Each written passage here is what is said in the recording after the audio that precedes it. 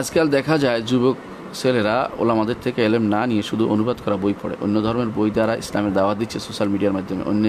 এদের এই কাজ কতটুকু ঠিক? ওলামাদের থেকে এলেম না নিলে যে কোনো জাতি ডুববে। নিজে বই পড়ে, শুধুমাত্র বই পড়ে যারা এলেম না তারা অধিকাংশই ভুল করে এবং অধিকাংশই পরবর্তীতে আলেমদের বিরুদ্ধে নামে। দেখা যায় তখন নিজেই মনে করে সব বড় আলেম হয়ে গেছে এবং অন্য কোনো আলেম নাই, পৃথিবীতে কোনো আলেম নেই, একমাত্র সেই আলেম, এরকম দাবি করে বসে। এবং তারা দেখা গেছে যে নিজেরা হয়তো আরবি এবার তো পড়তে পারবে না, কিন্তু তারা কিন্তু আলেমদের সমালোচনার ক্ষেত্রে সবচেয়ে বেশি অগ্রণী।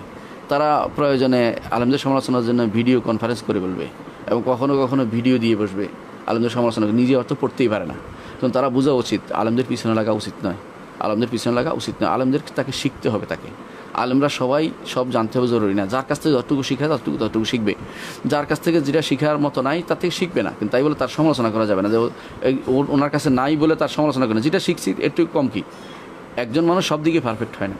আরবি সাহিত্যে যে ভালো তার থেকে আরবি সাহিত্য শিখুন, যে হাদিসে ভালো তাতে হাদিস শিখুন। তিনি হয়তো আরবি সাহিত্য কম জানবেন, তাতে আরবি সাহিত্য নেওয়া জরুরি না।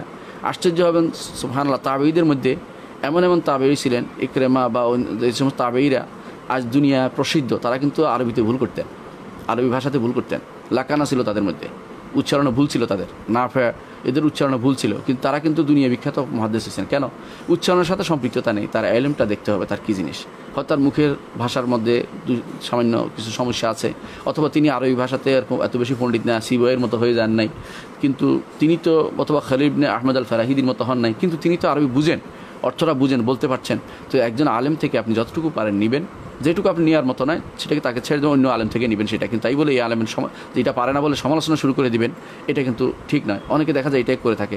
আর ওরা ওই ছেলেগুলি করে যারা আজ একজনের বাংলা অনুবাদ করে সেটা পড়ছে সেটাই। আপনি কি জানেন যে বাংলা অনুবাদ করাটা শুদ্ধ হয়েছে?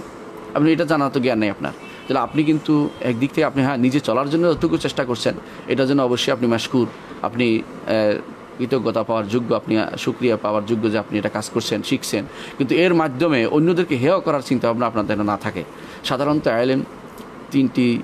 এলেমের তিনটি বিগত আছে। প্রথম বিগতে যখন মানুষ প্রবেশ করে তখন মানুষ অহংকারী হয়ে যায়। তো আপনি যারা এরকম আলেমদের বিষয়ে লাগে বেশিরভাগ অহংকারী হয়ে যায়, কারণ তারা প্রথম বিগতে প্রবেশ করছে। দ্বিতীয় বিগতে যখন প্রবেশ করে, দ্বিতীয় বিগত যখন প্রবেশ করে তখন কিন্তু সে জানার আকাঙ্ক্ষা আরও বেড়ে যায় এবং সে অনেক জানতে চায়, কারণ তার মধ্যে তখন অহংকার থাকে না, সে সব আলেমকে শ্রদ্ধা করতে শিখে।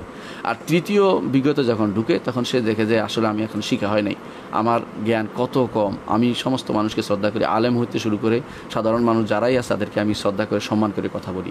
এটা কিন্তু একটা জরুরি জিনিস। কিন্তু দুর্ভাগ্যবশত এরা সোশ্যাল মিডিয়াতে খুব দ্রুত এসে যায় এবং অনেকেই সোশ্যাল মিডিয়াতে শিক্ষণীয় পোস্টও দিচ্ছে, এইভাবে শিক্ষা দিতে হবে, এমন জিনিস শিক্ষা দিচ্ছে যে জিনিস আসলে দেখা গেল এই জিনিস থেকে যার বই পড়ে শিক্ষা দিচ্ছেন তিনি সেই পথ থেকে আগে সরে আসছেন।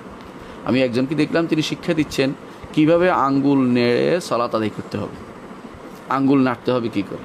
তো আঙ্গুল নাড়ার যে পদ্ধতি তিনি শিক্ষা দিয়েছেন, এই পদ্ধতিটা কিন্তু সর্বসম্মত পদ্ধতি না। এটা হচ্ছে তিনি কিন্তু তাড়াতাড়ি করে একটা পড়ে শিক্ষা দিয়ে বসছেন, এটা কিন্তু ঠিক নয়। তার সর্বসম্মতি পদ্ধতি হচ্ছে আঙ্গুল না নাড়াও একটা মত আছে এখানে, এবং এটা শক্তিশালী মত, কারণ আঙ্গুল নাড়াটা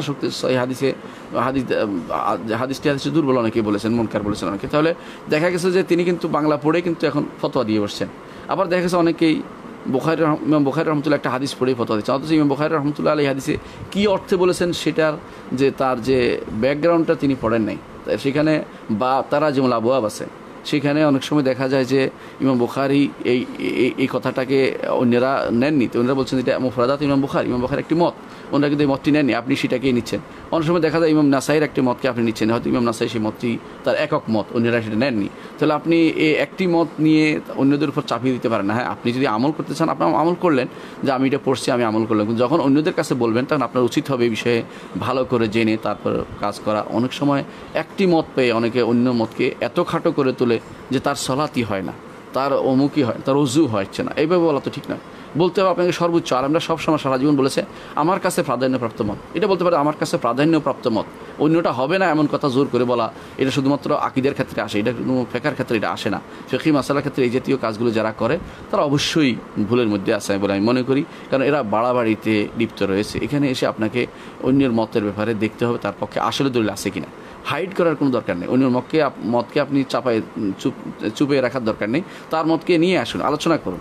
সমস্যা কি আপনি দেখতে থাকেন আসলে তার কি গ্রহণ করার কোনো সুযোগ আছে কিনা। যদি তার সামান্যতম গ্রহণ করার সুযোগ থাকে আপনি তাকে ইগনোর করা বা তারটা হয়নি এমনভাবে বলার তো কোনো সুযোগ নেই, এবং সেখানে বাড়াবাড়ি করার সুযোগ নেই। ফিকহি মাসালার ক্ষেত্রে এই জন্য আমরা বলি যে প্রত্যেকেরই কোনো না কোনো দলিল কি আছে, কোনটা গ্রহণযোগ্য হবে কোনটা গ্রহণযোগ্য হবে না সেটা দেখুন।